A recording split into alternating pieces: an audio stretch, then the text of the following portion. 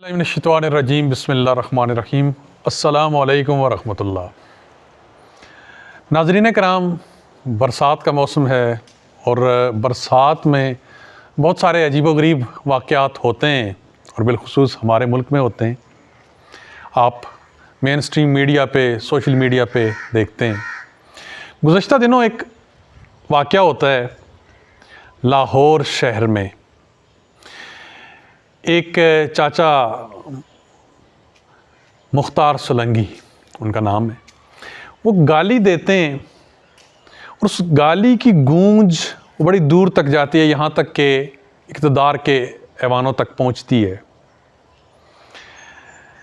گالی کسی بھی صورت میں وہ پسندیدہ اسے آپ نہ کہہ سکتے نہ قرار دے سکتے ہیں، لیکن ہمارے معاشرے کے ساتھ عجیب المیہ ہے کہ تہذیب کے دائرے میں رہتے ہوئے جو احتجاج کیا جاتا ہے، جو آواز اٹھائی جاتی ہے، وہ سنائی نہیں دیتی، اسے کوئی سنتا نہیں۔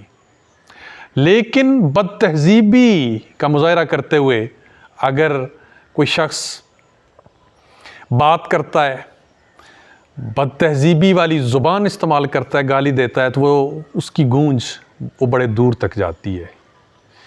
ایک تو اس سے بات یہ ثابت ہوتی ہے کہ ہمارے ہاں بد تہذیبی بہترین ذریعہ ابلاغ ہے۔ ہم یہ بھی دیکھتے ہیں کہ ہمارے سیاسی جلسوں میں، ہمارے مذہبی جلسوں میں مخالفین کو برا بھلا کہہ کے داد وصول کی جاتی ہے سامنے بیٹھے ہوئے لوگوں سے، حاضرین سے۔ اور یہاں بھی ایسے ہی ہوتا ہے کہ بد تہذیبی کی زبان وہ ایک دم سے ہٹ ہوتی ہے، جیسے اور کئی بد تہذیبی کی جو چیزیں ہیں، وہ چاہے ٹک ٹاک ہو، یوٹیوب ہو، ہمارے ہاں فیس بک ہو، اس پہ ہٹ ہوتی ہیں۔ یہ بات بھی ایک دم سے ہٹ ہوئی اور اس کا اثر ہمیں نظر آتا ہے کہ حکومتی زعماء وہ حرکت میں آتے ہیں، ادارے حرکت میں آتے ہیں، یہاں تک کہ سننے میں آ رہا ہے کہ یہ مختار سولنگی جو ہیں، یہ ملازم تھے کرشی والوں کے، اور انہوں نے اس کے بعد انہیں نوکری سے بھی فارغ کر دیا۔ اس کے بائیکاٹ کی بھی باتیں ہو رہی ہیں۔ دیکھیے، ہمیں چاہیے تو یہ کہ ہم اچھے طریقے سے احتجاج کریں اور وہ احتجاج سنا بھی جائے۔ انہی دنوں میں تہذیب کے دائرے میں رہتے ہوئے جو احتجاج ہو رہے ہیں، چاہے وہ بجلی کے بلوں کے خلاف ہے، مہنگائی کے خلاف ہے، بد امنی کے خلاف ہے، بے انصافی کے خلاف ہے، اس کی سنوائی نہیں ہو رہی۔ اور اس طرح کا جو احتجاج ہوا، اس کی سنوائی ہوئی، اس کی گونج بڑے دور تک گئی۔ یہ المیہ ہے ہمارے معاشرے کا کہ ہم اس قدر بد تہذیب ہیں یا بد تہذیبی سے متاثر ہیں۔ میں نے جیسے کہ عرض کیا کہ گالی کی اجازت یا گنجائش وہ بحالت مجبوری ہی ہوتی ہے، اور وہ بحالت مجبوری کیا ہے؟ قرآن پاک بھی ہمیں یہ کہتا ہے کہ فحش بات، گالی، بری بات، اس کے کہنے کی اجازت نہیں ہے ما سوائے اس مظلوم کے جس پہ ظلم ہوا ہے، وہ ظالم کو گالی یا برے الفاظ اس کے لیے استعمال کر سکتا ہے۔ ایک تو یہ ہے کہ اب جو بھی ظلم کا شکار ہے، اسے یہ استحقاق حاصل ہے کہ وہ اپنے دل کی بھڑاس نکالنے کے لیے، کیتھارسس کے لیے، وہ اس طرح کے الفاظ وہ استعمال کر سکتا ہے۔ اس کی اسے اجازت ہے، حکم نہیں ہے۔ اب میں ذرا وہیں آپ کو لے چلتا ہوں جہاں کی میں بات تقریباً ہر ویلاگ میں کرتا ہوتا ہوں، 1400 سال پہلے، وہیں جہاں سے ہمیں روشنی ملتی ہے۔ سیدنا عمر رضی اللہ تعالیٰ عنہ کا دور ہے، اور آپ دوران گشت رات کو ایک گھر کے پاس پہنچتے ہیں۔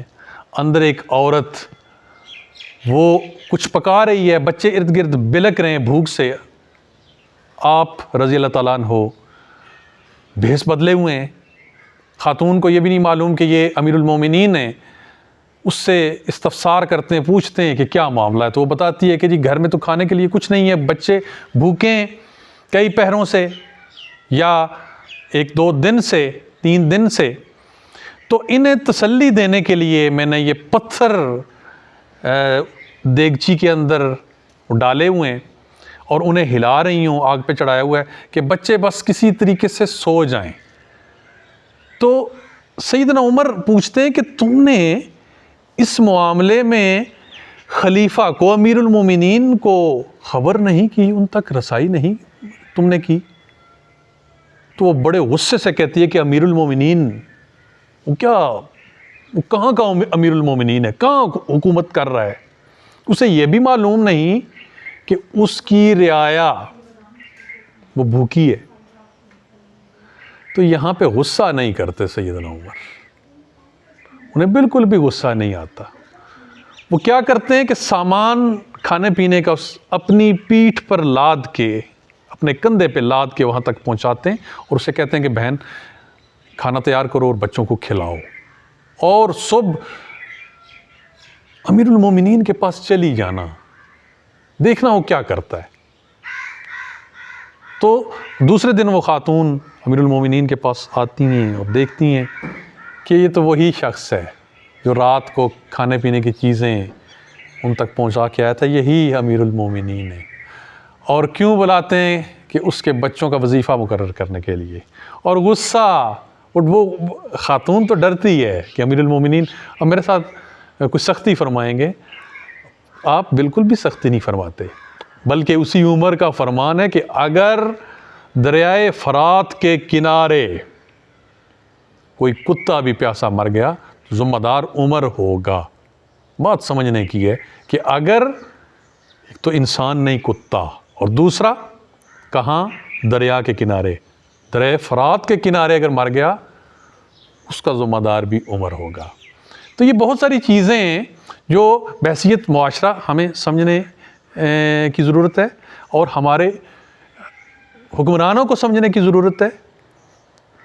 ہم تہذیب کا دامن چھوڑیں نہ، اور حکمران تہذیب کے اندر رہتے ہوئے احتجاج کو سنیں۔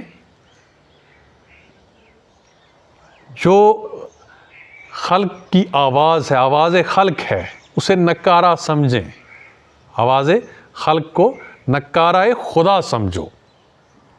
یوں چل کے ہماری اصلاح ہو سکتی ہے، ہم ایک مہذب قوم بن سکتے ہیں۔ آج کے لیے اتنا ہی، جزاکم اللہ خیر۔